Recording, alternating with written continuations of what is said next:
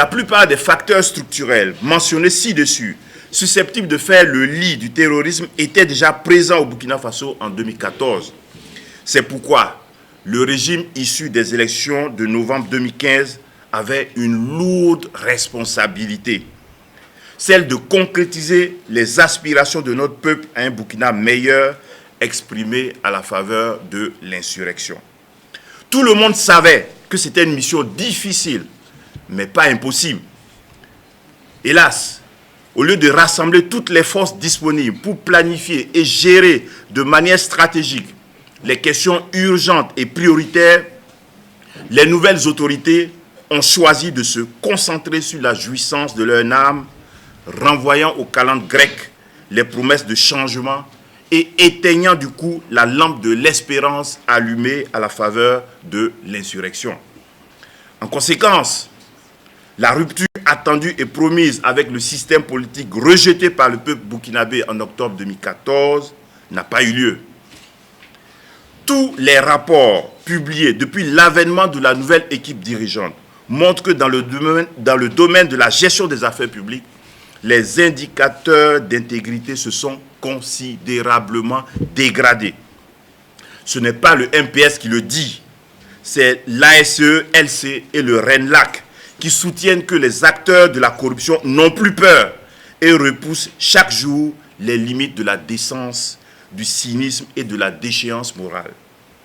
Face à un bilan aussi catastrophique, alors que des milliers de Burkinabés souffrent, de hauts dignitaires continuent à manger, à boire et à danser comme si de rien n'était. Sereins, ils continuent à voyager, à inaugurer par-ci par-là des bouts de route, à accumuler des ressources et à distribuer à leurs partisans les moyens nécessaires à la plus gigantesque opération de corruption électorale que le Burkina pourrait vivre si jamais il décidait d'organiser des élections dans une année. Les gouvernants qui devaient donner l'exemple se moquent éperdument de l'opinion réprobatrice des citoyens. Dans ce contexte de mauvaise gouvernance, il ne faut pas s'attendre à ce que la gestion du secteur de la sécurité, plus complexe, soit meilleure. Il suffit pour s'en convaincre de regarder la place qu'occupent les institutions en charge de notre sécurité dans le classement du RENLAC des secteurs les plus corrompus du Burkina Faso.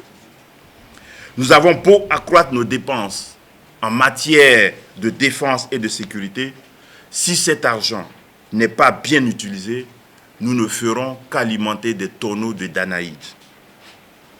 Mais de quelle autorité disposent nos gouvernants pour venir à bout de la mauvaise gestion quand un ministre de la Défense peut s'offrir en toute impunité un château dans un environnement de pénurie?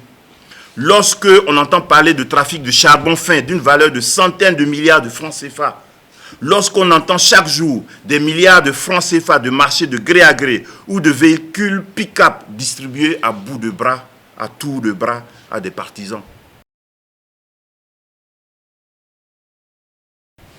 À vrai dire, nos gouvernants ne semblent pas avoir pris la mesure de la gravité de la situation. La preuve, le Conseil de défense et de sécurité nationale se réunit épisodiquement, là où dans certains pays, il se réunit hebdomadairement.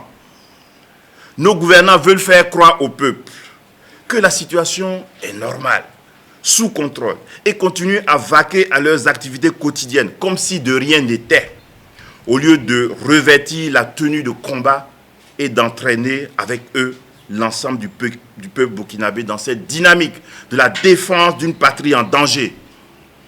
Il n'est pas étonnant que dans la capitale et ailleurs au Burkina Faso, on continue à vivre dans l'insouciance, se désole le cardinal Philippe Ouédraogo ce dimanche face aux nombreux déplacés ici à Ouagadougou. Mesdames et messieurs, ceux qui disent que la question sécuritaire ne doit pas être un fonds de commerce pour les hommes politiques ont parfaitement raison. Mieux, elle ne doit être un fonds de commerce pour personne, y compris pour ceux qui disent qu'elle ne doit pas être un fonds de commerce, mais qui tentent d'instrumentaliser le désordre qu'ils ont contribué à installer en organisant des activités caritatives et ou de pré-campagne électorale.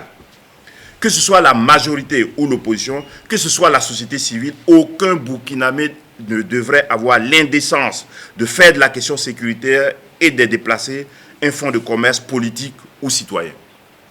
Cela vaut aussi pour ceux qui confondent l'information et la propagande et qui font aussi du patriotisme un fonds de commerce après avoir contribué à décourager la fibre patriotique dans ce pays.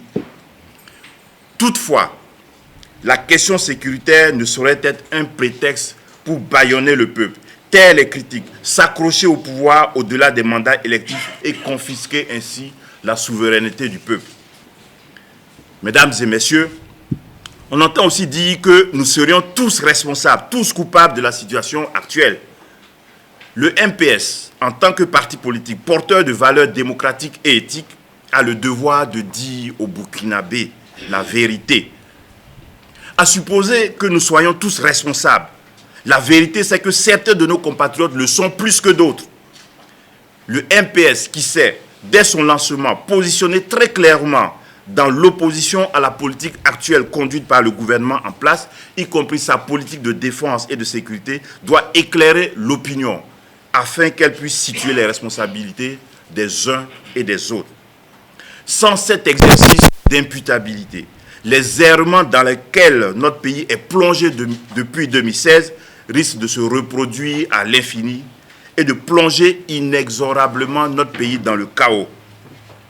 Si la situation avait été meilleure, si les Burkinabés vivaient dans la paix et dans la sécurité, mesdames et messieurs, certaines personnes s'en seraient attribué le mérite, disons-le clairement. Et pourquoi, quand rien ne va, personne ne veut prendre la responsabilité de ce qui nous arrive?